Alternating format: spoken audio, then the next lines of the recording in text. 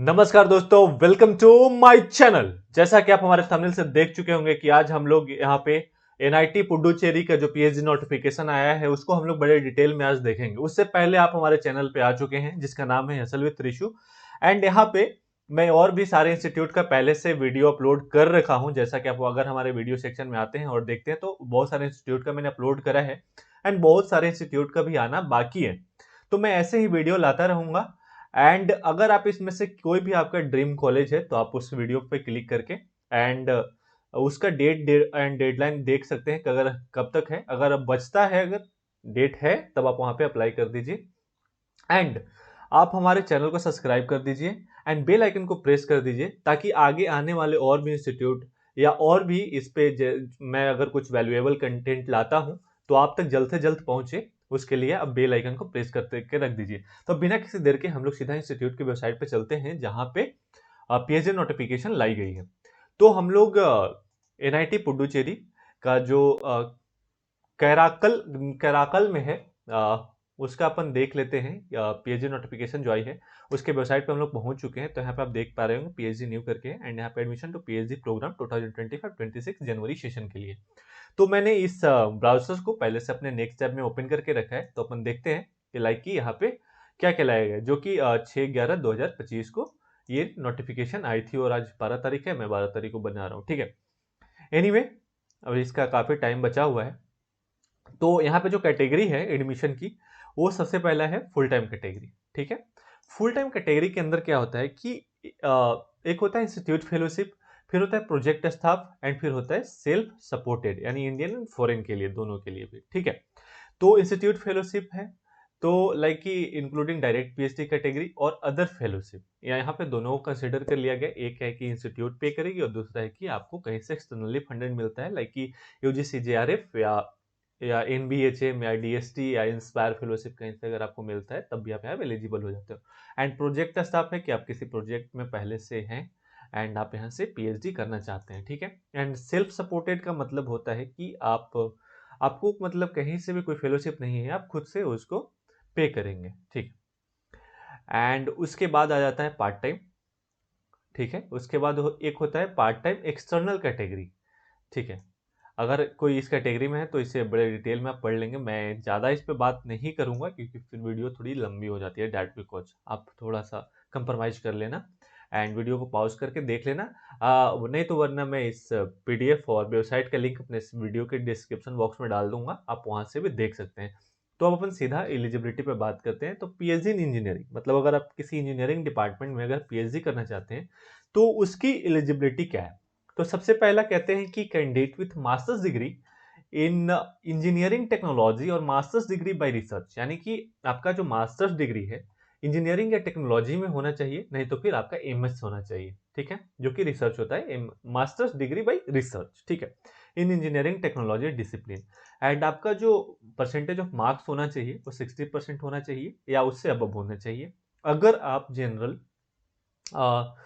Category से belong करते हो, ठीक है।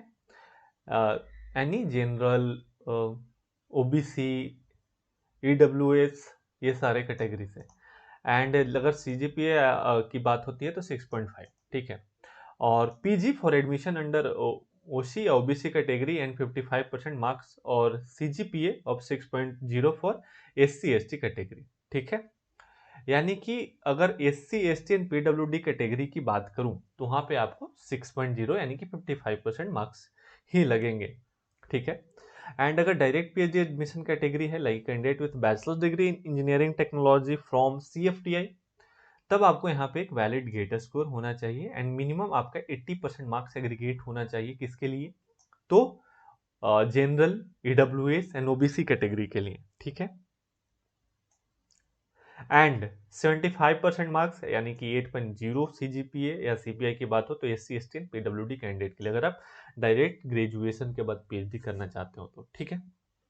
एंड यहाँ पे नोट करके एक चीज और है कि for candidate applying under part time यानी कि external category, if the candidate is having more than 20 year, थोड़ा ये ज्यादा है यार, more than 20 year of relevant industrial experience and having only bachelor degree in engineering technology with A minimum 60% aggregate mark. अगर आपका 20 साल का जो है कि एक्सपीरियंस है किसी इंडस्ट्री में, एंड आपने बीटेक जो करा है, बीटेक आपका bachelors in engineering and technology होना चाहिए, जहाँ पे 60% मार्क्स मिनिमम होने चाहिए, एंड सीजीपीए की बात करूँ तो 6.5 for admission under OC and OBC, मतलब कि generally open category and OBC, and open category में ही ईडब्ल्यूएच वगैरह सब आ गया, ठीक है।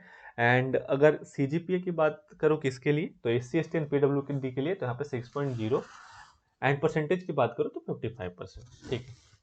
एंड वैसे ही यहाँ पे PhD degree in mathematics, physics, chemistry, engineering and social sciences का यहाँ पे दे रखा है। लाइक यहाँ पे अगर आप देखेंगे तो यहाँ पे आपको फर्स्ट क्लास इन बैचलर्स और masters degree in mathematics, physics, chemistry, English, social sciences in the relevant discipline with minimum 60% marks आपके होने चाहिए। इन यूजी और in PG for open category and OBC category के लिए आपका 6.5 चाहिए, ठीक है, 60% मार्क्स, एंड 55% मार्क्स इसके लिए चाहिए जो S C S T and PWD candidate है।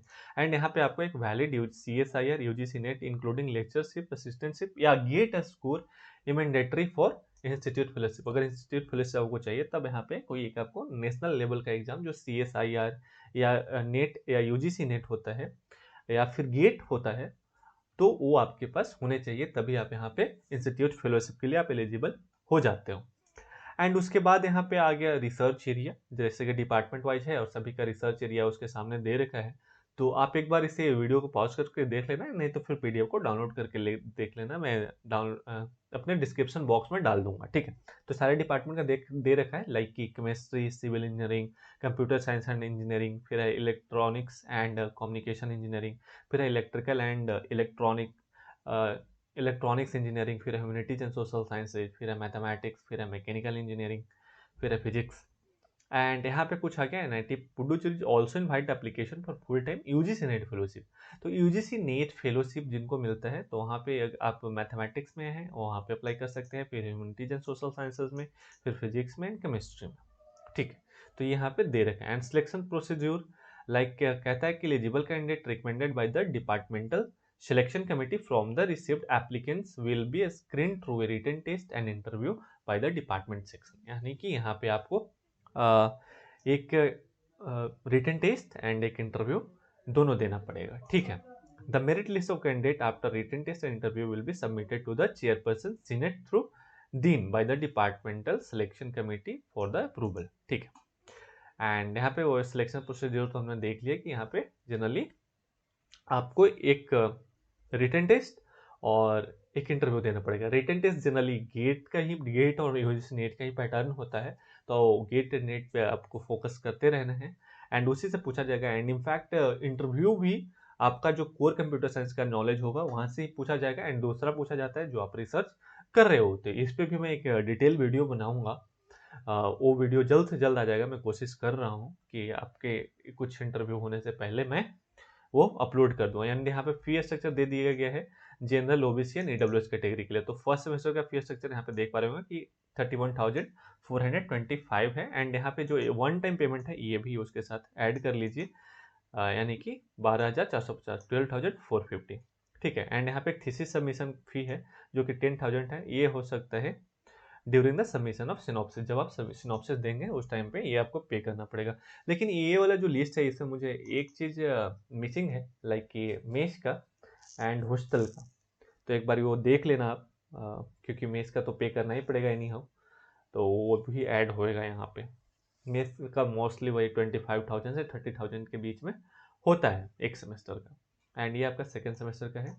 एंड यहाँ पे फिर इन्होंने दे दिया है S C S T and पीडब्ल्यूडी के लिए। तो S C S T and पीडब्ल्यूडी के लिए है 23,925 for the first semester, and जहाँ पे ये वन टाइम तो दोनों को सेम ही है। एंड सेकेंड सेमेस्टर में इनको लगता है एस सी एस एंड पीडब्ल्यूडी के लिए 11,475, ठीक है। एंड फाइनेंशियल असिस्टेंस की अगर बात की जाए जो H T T R A के द्वारा मिलता है, द प्रेजेंट फेलोशिप emoluments या STTRA for candidate admitted under full time institute fellowship category 37,000 per month, ठीक है, ये 37,000 पर मंथ है। however those who are awarded UGC, CSIR, NBHM, NEST and JEST may utilize the doctoral fellowship once admitted in the PhD program, ठीक है। And यहाँ पे reservation chart for regular time scholars with institute fellowship यहाँ पे दिया है open के लिए 12 सीटें हैं, ओबीसी के लिए 7 है, एससी के लिए 3 है, एसटी के लिए 1 है एंड ईडब्ल्यूएस के लिए 2 है एंड ओपन पीडब्ल्यूडी के लिए 1 है, यानी कि टोटल 26 है इंस्टीट्यूट फेलोशिप में। ठीक है। एंड एप्लीकेशन प्रोसीड्योर क्या कहता है कि सबसे पहले यहाँ पे आपको ऑनलाइन ही अप्लाई करना है, यहाँ पे कोई हार्ड कॉपी सेंड करने की जरूरत नहीं है। यहाँ पे इनको इसलिए मेंशन करना पड़ता है ना, क्योंकि बहुत सारे एनआईटी जो होते हैं ना, वो हार्ड कॉपी भी मांगते हैं सबमिशन के बाद कि उनको हार्ड कॉपी चाहिए होता है। तो यहाँ पे ये लिंक दे रखा है, आपको इस पर क्लिक करना है एंड इस लिंक को आपको ओपन कर लेना है, जैसा कि मैं यहाँ पे अभी कर रहा हूँ। एंड इसके आपके सामने ये कुछ ही पल में ओपन हो जाएगा। एंड उसके बाद आपको यहाँ पे सबसे पहले रजिस्टर कर लेना होगा। रजिस्टर करने के बाद फिर आपको लॉगिन करके आपको फॉर्म को फिल कर देना होगा। ठीक है।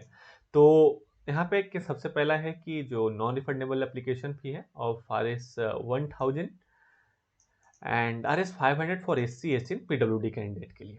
मतलब अगर आप जनरल OBC या EWS कैटेगरी से हैं तब आपको यहाँ पे 1000 एंड SC ST PWD हैं तो 500। ये शायद अभी ओपन हो चुका है एंड यहाँ पे जाके आपको न्यू रजिस्ट्रेशन है, न्यू रजिस्ट्रेशन पे क्लिक कर देना है, नया रजिस्टर कर देना है एंड उसके बाद आपको लॉगिन करके इस फॉर्म को फिल कर देना है। ठीक है। एंड जो इसका लास्ट डेट है 26 नवंबर है, जो कि शाम के 5 बजे तक। ये मत सोच लेना कि रात के 12 बजे तक है अगर 26 तारीख है तो। ठीक है। तो शाम के 5 बजे तक ही है। इसे बड़े अगर जल्द से जल्द फॉर्म को फिल ही कर दो। मैं तो कहूँगा 26 का इंतजार नहीं करना है। जो एडवर्टीजमेंट आई थी 6 को आई थी, लास्ट डेट 26 है। And display of eligible and not eligible candidate on institute website tentative है कि 28 नवंबर तक की इस वेबसाइट पे जारी कर दी जाएगी and written test and interview 8 से 9 दिसंबर के बीच में आपका हो जाएगा and display of result 12 December 2025 and date of reporting for selected candidate आपका जो है कि 29 तारीख को आपको रिपोर्ट करना पड़ेगा जिनका जिनका सिलेक्शन हुआ है एंड रिजल्ट जो है कि 12 दिसंबर को। ठीक। एंड कॉन्टैक्ट डिटेल है यहाँ पे, कुछ डीन का है, एसोसिएट डीन का है, डीन एकेडमिक का है। अगर कुछ ज़रूरत लगे तो आप वहाँ से भी कर सकते हो।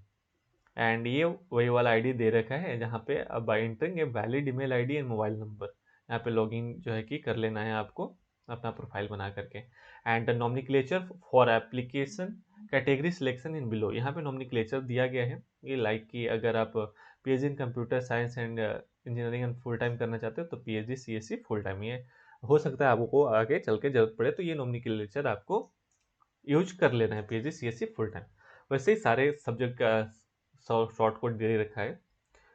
एंड उसके बाद यहाँ पे जो सर्टिफिकेट है OBC या EWS जो भी है, इससे जो भी कैटेगरी आप डालते हैं वो आफ्टर जो है कि 1 अप्रैल के बाद का होना चाहिए 2025। ठीक है। Based on the declaration of your family income you will asked upload an income certificate while completing your profile on Samarthport. If you don't have any income certificate, you can upload the last drawn pay slip and complete the process. ठीक है। तो ये हम लोगों ने बड़े detail में देखा। नीचे में तो कुछ फॉर्म है लाइक कि NOC वगैरह का, तो अगर किसी को उसका ज़रूरत है तो आप यहाँ से प्रिंट करके आप दे सकते हैं।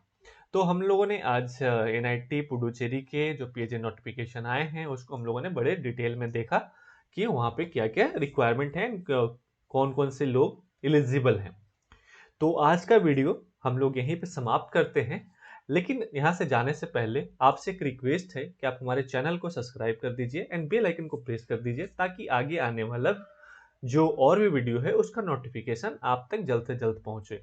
एंड आप अगर मैं किसी इंस्टीट्यूट के बारे में लाता हूँ तब आप जल्दी से जल्दी वहाँ पे अप्लाई कर पाएँ।